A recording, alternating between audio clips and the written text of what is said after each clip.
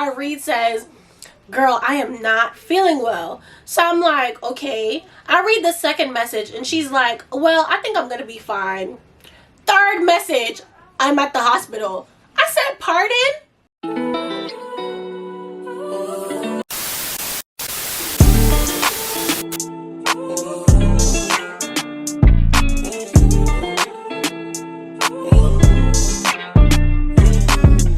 Hey guys, welcome back to my channel. It's your girl Liallure here and I'm back at it again with another video. If you are new to my channel, hey girl, hey, my name is Leah. I make videos, I do story times, I do hauls, I do a little bit of this, a little bit of that. So it's like for the kids, you know the vibes, period. If you are a returning subscriber, hey girl, hey, hey friend, how are you? I hope you're doing wonderful, fabulous, beautiful, amazing. Hi y'all, happy Sunday. It is Storytime Sunday, your favorite time of the week, okay?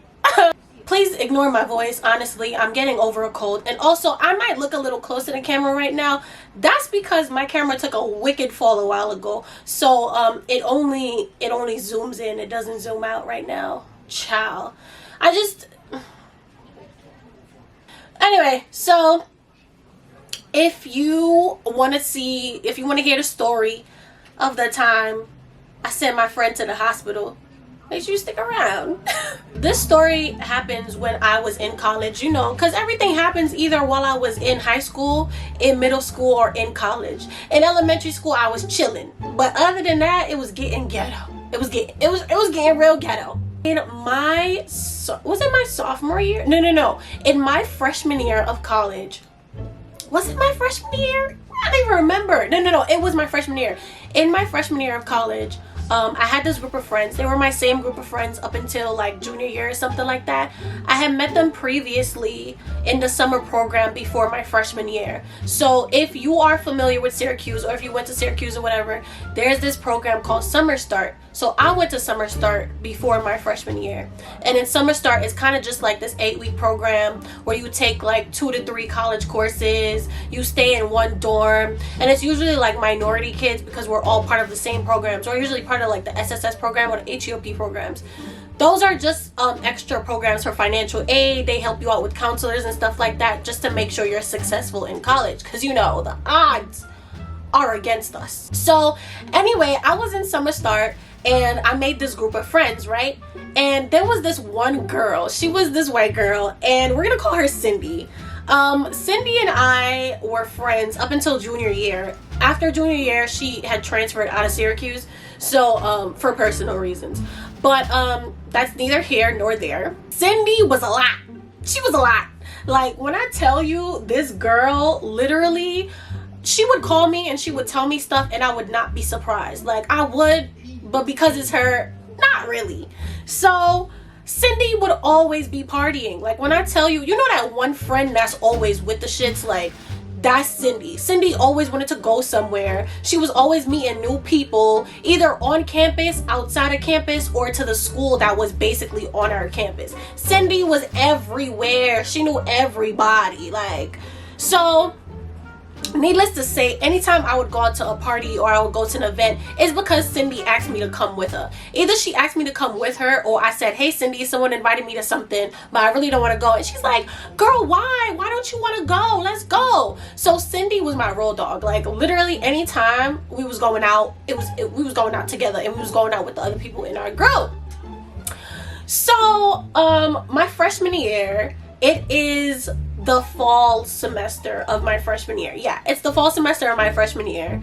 And if you watched my my roommate story time, you know that I lived in a dorm that was kind of like on an incline. They called it the Mount, so I lived on an incline. And my other Summer Start friends did not live in that dorm with me. We were all kind of like spread out on campus. So this was around, I want to say like Halloween, I think. Was it Halloween? Yeah. It was around Halloween. It was like in October. So the ghetto. It was around Halloween, and obviously college campuses are real like lit around Halloween because it's a party time. Everybody's throwing an event, everybody's having a costume party, whatever the case is. So there was a lot going on, and for the most part I was inside minding my business respectfully because it was getting cold.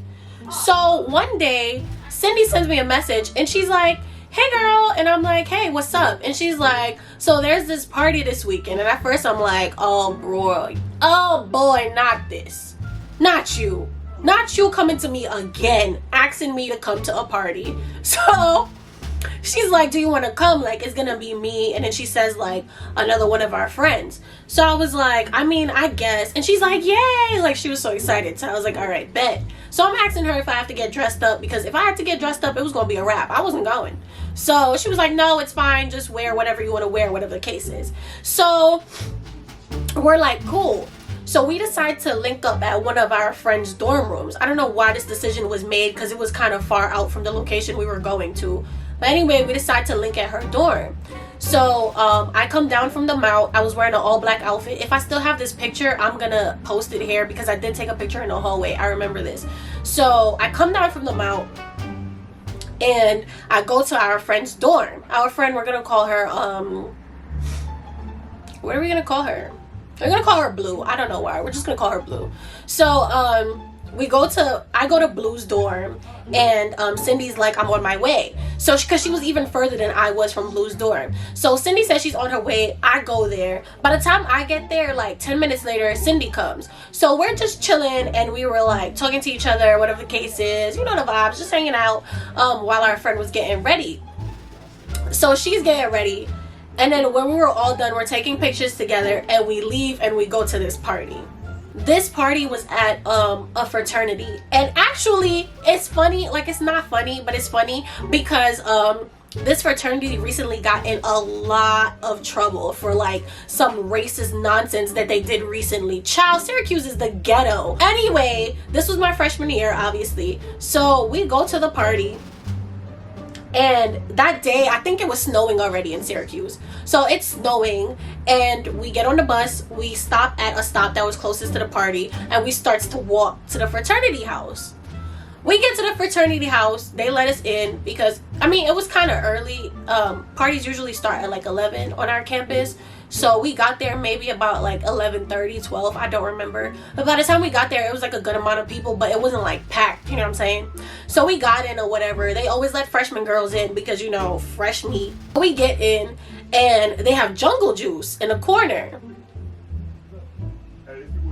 If you are a college student, if you went to college, you know jungle juice is dangerous, okay? Jungle juice is dangerous because it tastes just like juice. So the more you drink it, you think you're fine, and you think, you know, it's whatever. This is weak. There's nothing going on. That's where you mess up. That's where you mess up.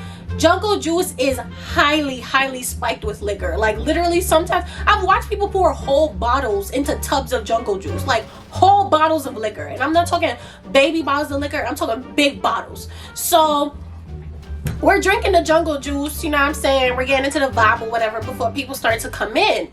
So I already told y'all, okay, that it takes a while for me to get drunk. Like, it's not easy for me to get drunk at all. Like, I'm the friend in the group of friends that you're always like, why aren't you drunk yet? Drink more, drink more. It's me, I'm that girl. I'm like drinking and I'm sipping on my drinks. By the time I have my third cup of jungle juice, my friend's already gone. They're already gone, okay? And like I said, I was a freshman, so I definitely wasn't of legal age to drink. Don't drink if you're underage, kids, but this happened. It is what it is. So my friends are drunk already, and I'm fine. I'm completely fine. So my friends are dancing, you know, Cindy and Blue are dancing. They're getting their little party on. This is a white fraternity, so they were playing like that uns music. And it's fine. And I was like, you know, dancing to that, but I wasn't really like dancing the way they were dancing. Like, they were really into it. I was more like, you know, vibing out. So I'm like watching them in the corner, and we're all, you know, chilling, hanging around, and other girls are coming up to us. Y'all know when other girls are drunk, they start to talk to everyone, and they're like, oh my god, you're so pretty, you are so pretty. And then you're like, no girl, you're pretty, no, you're pretty. Like, Y'all know the conversations, those bathroom conversations when you're super, super drunk, like, yeah. So we're all talking to these girls, and we're talking about classes. We're telling each other what schools we're in on the college campus and whatever, where we live, what year we are. I think at the time we were talking to a group of sophomore girls, but 2 of the girls were in one of my psychology classes. I remember this. 2 of them were in one of my psych classes. They were my intro to psych class, and me and Blue were taking the same intro to psych class. So they were like, hey, like, we know you guys, like, you guys are intro to psych, right? And we was like, yeah, like, we see you guys sometimes too. So we're talking, whatever, and Cindy disappears. One thing about Cindy, when you go out to a party with her and you're in a group, she gonna disappear. She gonna walk away. She gonna get into something, okay? Cindy is the wild child of our friend group. Like, she's always getting into something. So me and Blue are talking to these girls about intro to psych, and I turn around and Cindy's not there. I was like, where did this girl go? So I talked to Blue, and I'm like, Blue, like, did you see when Cindy walked away? And she was like, oh no, like, I did not notice that. So as we're talking to the girls, I was like, I'm gonna go see where she is, because at this point, you know, my social battery, it's drained a little bit because I'm not that drunk. So I go upstairs and I go see, like, if I could find Cindy, because college campuses aren't really like safe places for freshman girls. They're not safe places for girls at all, honestly, because honestly the amount of sexual harassment, sexual assault, like rape that be going on college campuses, like, is a real serious problem. And I knew this when I had started my freshman year. So I was always like looking out for my friends, especially when we went out in a group, making sure that they were okay, that they weren't, you know, too drunk, and they weren't making like terrible decisions. So I went to look for Cindy. So I go upstairs, and I see Cindy in the corner, and they also had another bar on the floor. So it was a 2-story fraternity house. We were at the bottom where the jungle juice was, and upstairs they had like wine and beer, and they had a keg. So I went upstairs, and Cindy's by the keg, and she's like, she's doing a keg tap. So when she's done, I was like, girl, are you okay? And she's like, yeah, girl, I'm fine. Cindy's wasted. She's wasted. She's white girl wasted. Okay. And I can tell this. So the guy that's next to her, he starts to talk to me, and we're all like talking to each other, whatever. So then after a while, I leave Cindy alone because the guy's like, I didn't get any bad vibes from them. So I leave her alone, and I go back downstairs, and I get another cup of jungle juice.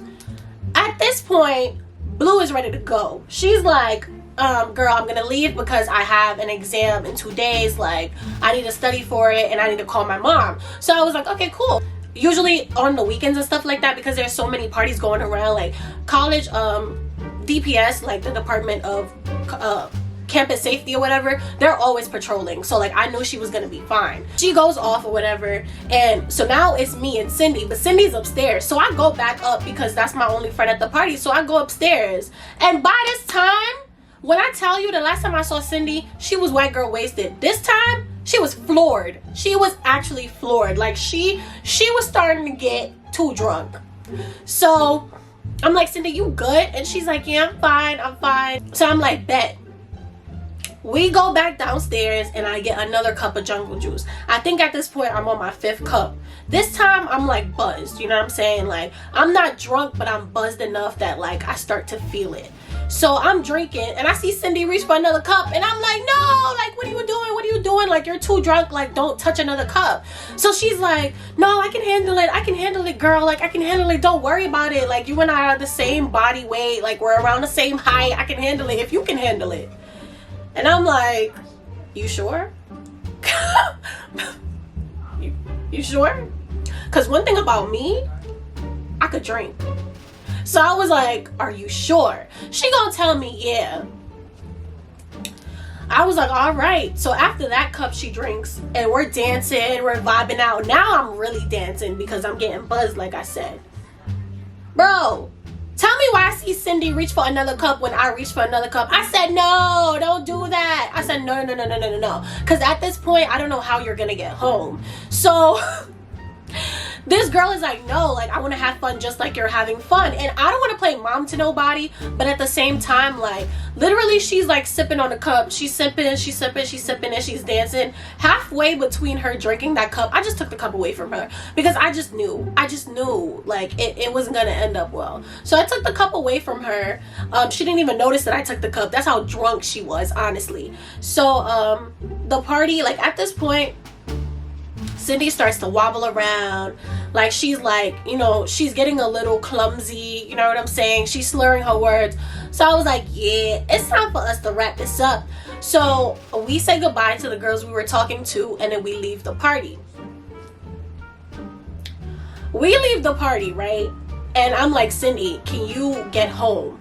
Cindy literally only lived a block away from the party. I could see her dorm right there. Where we were on top of the hill, I could see her dorm literally at the next block. So she was fine. But the fact was that Cindy was blasted. She was wasted. So I was like, you know what? I can't let this girl go home by herself. So I take her hand, I put it over my shoulder, and we're walking now. So we're walking down the hill. We are drunk walking down the hill, and I'm supporting a girl who's my body weight. So I'm walking with her and stuff like that, and we finally get to her dorm. We get to her dorm. I take her ID, I sign her in.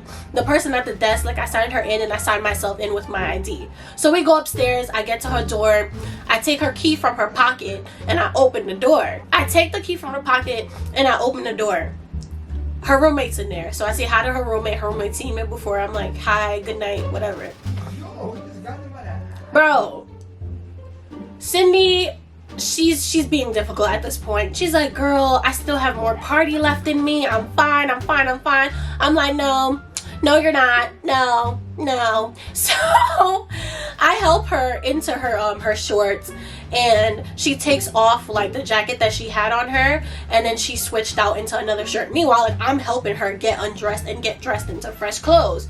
So she gets under the bed, I put the blanket over her, I turn off the light on her side of the room because she had a split dorm with like a wall in between the rooms, so she could turn off the light on her side. So I turn off the light on her side and I leave, or whatever. I leave the key on her dresser, and I'm thinking this girl is fine, she's gonna sleep. I put a bucket next to her bed just in case she wants to throw up. Like, she's cool. So I thought. So now at this point, I walked back to the bus stop and I took the bus up the mount to get back to my dorm. I get into my bed. No, I didn't get into my bed. I took a shower, brushed my teeth, whatever, and then I got back into my bed. Why the next morning I wake up and I have 2 missed calls and 3 text messages from Cindy? I open my phone and the first text message I read says, girl, I am not feeling well. So I'm like, okay. I read the second message and she's like, well, I think I'm gonna be fine. Third message, I'm at the hospital. I said, pardon? What? That escalated quickly.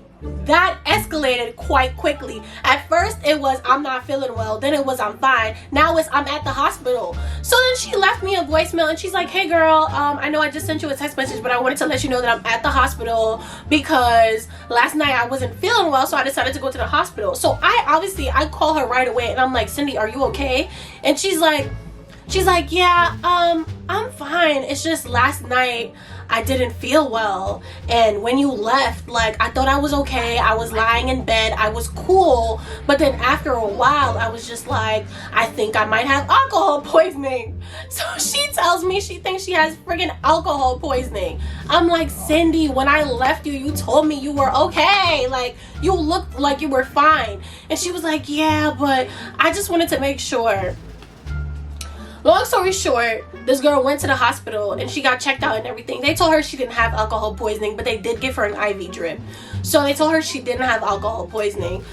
So then by the time I had called her that morning, she was already back into her dorm. So I had took a shower, I got dressed, and I went over there to see like if she was good to talk to her and stuff like that. I was like, Cindy, bro, why would you go to the hospital? Like, you knew there was nothing wrong with you. She was like, yeah, but like I drank so much because I was trying to keep up with you that I wasn't sure. And I'm like, well, if you didn't know that you like, if you weren't sure that you didn't have alcohol poisoning, it's a good thing that you went. But I was like, sis,